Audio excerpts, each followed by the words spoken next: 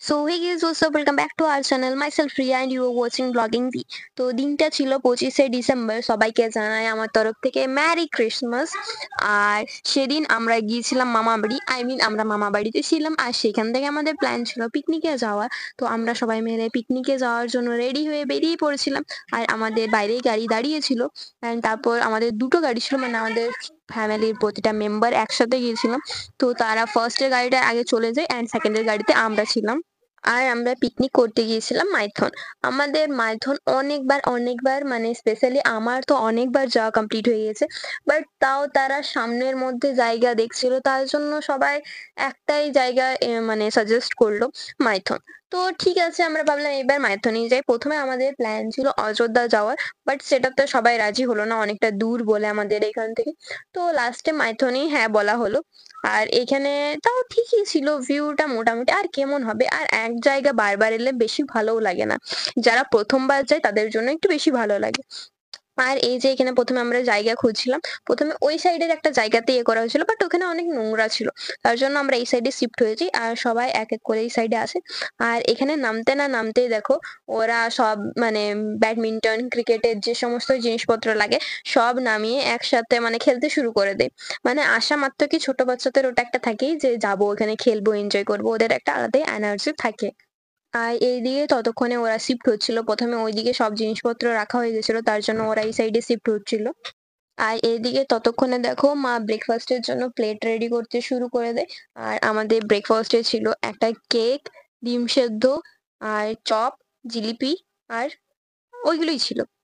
আর এখানে ওরা কম্পিটিশন করছিল ডিম ছাড়াবার, কে কত জলদি কতগুলো ডিম ছাড়াতে পারে। অ্যান্ড দেন আমরা আমাদের ব্রেকফাস্টটা কমপ্লিট করে নিই। আর আমার জিলিপি খেতে কিন্তু অতটাও ভালো লাগে না, অন্যান্য মিষ্টিগুলো ঠিক আছে। আমার জিলিপি আর দেখবে একটা অরেঞ্জ কালারের মিষ্টি থাকে, এই দুটো সব থেকে ফালতু লাগে খেতে। আমি জাস্ট জিলিপিটা ওই এক বাইটেই নিয়েছিলাম যতটুকু দেখলে। আর তারপর বাকিগুলো কমপ্লিট করে নিই। অ্যান্ড তারপর এইখানে আমরা ব্যাডমিন্টন খেলছিলাম। আর এখানে দেখছিলাম কার সাথে আমার ভাইবটা সব থেকে বেশি ভালো ম্যাচ করে, কার সাথে আমার মানে খেলার বন্ডিংটা বেশিক্ষণ ধরে চলে। বাট এখানে হাওয়াটা এতটা বেশি ছিল যে বারবার ককটা হাওয়ার জন্য অন্যদিকে চলে যাচ্ছে। প্রথমে আমি মাসির সাথে খেলছিলাম, অ্যান্ড তারপর এই দেখো আমার ভাই সাহেব। তো ও ও খেলতে জানে না, বাট এটা যদি ওর মুখের সামনে বলি তো ও রাগ হয়ে যাবে, ও কেঁদে দেবে। তো তার জন্য ওর সাথে একটু খেলে নিলাম যাতে ওর মনটা একটু শান্তি হয়ে যায়। আর তারপর আমি আমার ভাইয়ের সাথে খেলছিলাম। ওর সাথে তাও একটু ঠিকঠাক ম্যাচ হয়েছিল ভাইবসটা। আসলে ও বেশি জোরসে মারছিল না, আর হাওয়াটার সাথে ব্যালেন্স করে খেলছিল, তার জন্য একটু ঠিক চলছিল। আর বাকিরা তো যে যেদিকে পাচ্ছিল মেরে দিচ্ছিল, তার জন্য অন্য অন্য দিকে চলে যাচ্ছিল। অ্যান্ড তারপর আমার মেজো মাসিমণি আসে অ্যান্ড আমাকে বলে, চল অনেক খেলা হয়েছে, এবার আমার কতগুলো ছবি তুলে দিবি। তো তার রায় শুনতে আমাদেরকে এখন আসতে হয় একটু খেলা ছেড়ে। আর তারপর তার অনেকগুলো আমি পিকচার ক্লিক করে দিই। অ্যান্ড তারপর এখানে ওরা ব্যাট বল খেলছিল, আই মিন ক্রিকেট খেলছিল। তো তখন আমিও বললাম তো আমিও অনেক দিন পর খেলছি। প্রথমে আমি যখন ছোট ছিলাম তখন আমার বাড়ির মধ্যেই খেলতাম, বাড়ির উঠোনে। আর তারপর প্রায় অনেক বছর আমি খেলা বন্ধই রেখেছি, আমি সেরকম ভাবে খেলি না। তার জন্য ভাবলাম চল আজ যখন মৌসম ভি হ্যায় মৌকা ভি হ্যায়, তো আমিও একটু খেলে নিই ওদের সাথে। তারপর দেখলাম যে আমার খেলাটা অতটাও খারাপ হয়নি, ওই একটু আধটু ঠিকই আছে। তো তাদের সাথে একটু খেলে নিলাম আমিও।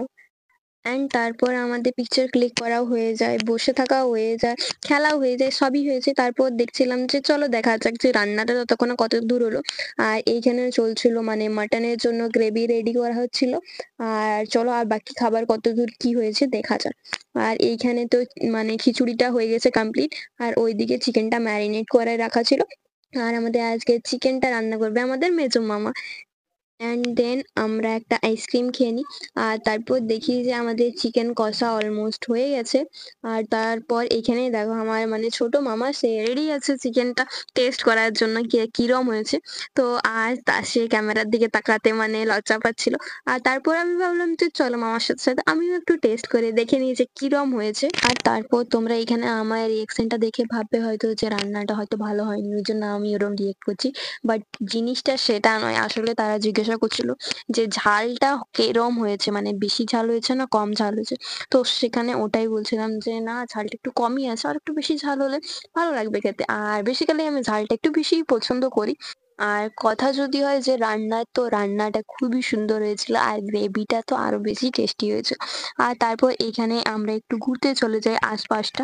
আর এখানে রোদটা পুরো একদম চোখেই লাগছিল। আর হাওয়াটা এখানে এতটা বেশি ছিল, প্রচন্ড পরিমাণে এখানে হাওয়া চলছিল।